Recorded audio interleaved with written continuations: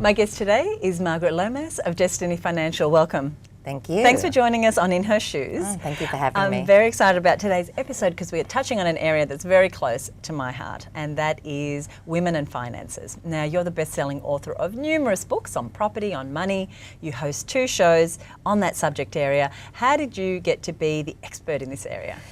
Well, I think like many women, my career really took off out of necessity. And many years ago, when I was deciding really what to do with myself, I'd been in training and development, and I'd had my own training company, which allowed me to work while the kids were small.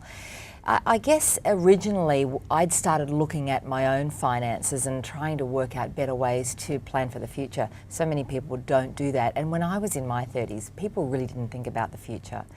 And so I wanted to be able to make my future a little better, and I was discovering a lot of things. I was really good at getting information for myself and disseminating that in a way that I understood it. Then a lot of my friends started to say to me, oh, you know, you seem to know so much about this sort of thing, can you teach us? Which I started to do. And I guess the next thing for me, like a lot of women, is I thought I can make a business out of this. And I started Destiny Financial Solutions, really just coaching other people on how to get ahead. When it comes to women and investing, are enough of us in the investing game? Are we looking at our finances? I know you said in your 30s a lot of people weren't, but have we caught up? We haven't caught up at all, unfortunately. What I find is women who are part of a couple will sometimes be the person who gets in there and does all of the legwork, but the decision to invest comes about usually as a result of what the couple has decided. So it's a joint decision. Women who aren't investing with somebody else, who are investing alone, generally don't think too much about their own future, mostly because they don't get the time. Women are so much on a mission these days and headed somewhere.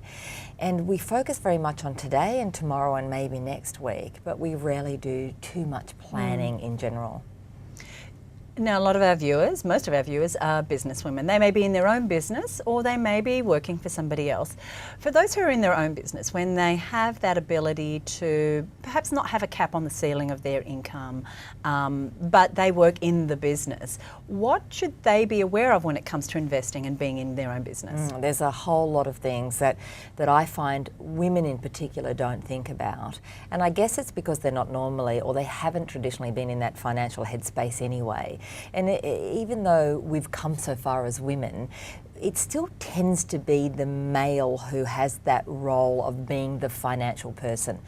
What women tend to do in their own businesses, in a lot of ways, they tend to treat it like a family, and they're nurturers. Women are the nurturers in their own businesses. And what that means is that they're focusing on their staff, they're focusing on being a good leader, they're focusing on the now and what we're going to do today and how we're going to make sure that everybody's happy and make that business successful to a degree. But the 2 things I think they miss out on is, first of all, they miss out on thinking about what's going to happen on that day that I no longer work in this business. And that in itself results in 2 things. Firstly, they rarely put in place the kind of people who can do their job. Right. They tend to hang on to the responsibilities, and even when they think they've got a general manager or a CEO under them, they rarely ever really hand over the complete reins of their business to somebody else, which means that they are stuck in that business and the business success is reliant totally on them. The second thing it means is they're not thinking about what does happen when I stop and how will I derive an income. So they're not laying down the plans that they need to create passive income. When it comes to women working for others, their employees, I know many people rely on their superannuation as being, well, that's what's going to be available for me. Is that enough? I think everybody knows that superannuation isn't going to be enough, and if we said conservatively, and I think everybody's heard the figures, that you'll need $1 million in super just to make around about $60,000 a year. And let's face it, many successful women are already earning much more than $60,000 a year. $60,000 a year is great in comparison to the 11 you would get on a pension, but in comparison to the 150 you might be earning in your last year of work, it's a severe cut in your lifestyle. Absolutely. So if you need $1 million just to make the 60, you're going to need $2 million to make 120. Nobody gets $2 million in super just from their employer contributions, even if they top it up a little bit themselves. Now, I know Destiny Financial has for years provided mentoring and coaching in this area. Where could we expect to start? Well, what we do at Destiny Financial Solutions is mainly centred around a property portfolio, and the reason that is because it's pretty easy to get a fair amount of information today on how to invest your money into assets like managed funds and shares. It's pretty easy to understand how a superannuation fund will also invest your monies into those areas too. But when it comes to property, people think they're going to be able to just buy a property and sit it there and it's going to be fine, and when they retire they'll have this great asset, but it doesn't really work that way.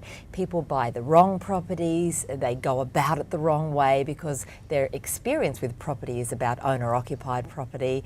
You know, they're likely to buy the house next door, which isn't a good investment. It's a great place to live, but not necessarily a good investment. So what we try to do with people is we first of all try to get them to sit down and have a look at the time frame that they've got until they think they'd like to start generating a passive income. Within that time frame, we talk to them about how to buy property in a way that it's going to work, how to buy the right kind of property, but also how to manage your finances on a daily basis as well. That's all part and parcel of the same thing. We've covered quite a few areas that women may want to think about when it comes to getting that passive income, which again, not a lot of us think about earning income when we're not actually working. So just to bring this all together, perhaps 3 things that we can do to start our education or taking action towards getting that passive income. Now remember, I think everybody has to remember that we earn, or we should be looking at planning for our future in 3 ways. We first of all have to use the income that we do get in better ways. The second thing we have to do is we have to invest in some way every day. And the third thing we have to do is become involved somehow in business, either in someone else's business and work toward being successful there, or in your own business. Because in essence, we then have 3 income streams, and we need those 3 happening at the same time. So while we're earning an income that's paying for our daily expenses, we need to be investing and looking at business in order to build up something for tomorrow. To start, it's really important that everybody, no matter what their income is, has a look at budgeting. And I know that sounds really lame. Everybody says, I know how to budget, but they really don't. And most people will always live within their income. So, you know, I speak to women who have 60,000 a year, some who have 30 and some who have 150. There's very little difference to the amount that those 3 people will save and invest because we live to that income. So women do, and people need to sit down with whatever they're earning as an income and decide how much of that they can afford to put into either investment or business, and then do that first. Budgeting sounds easy, but it's actually not. And it's not the formulation of a budget that's hard, it's what to do to monitor and control it so that you're seeing problems before they arise. You know, I find everybody can sit down and say, well, I've got $1,000 coming in and I can budget for $900 going out. But when they get to the end of that period and say, oh, well, you know, 1,000 went out, I'll try to be better next time, that's not how you budget. The way you budget is to say, well, I've got 1,000 coming in, 900's going out. When I get to the halfway mark or the 1/3 mark, I'll see how I'm going so I can see whether I'm going to meet that goal, and I'll adjust if I'm not going to meet it. There's a lot of tricks to being able to budget, but if you can't do it, you can't do the other things, which is invest and start businesses and work in business. It's a big subject. Thank you so much for opening up our eyes and ears and thoughts to a new way forward. Thank you for joining us. Oh, you're welcome. Thank you.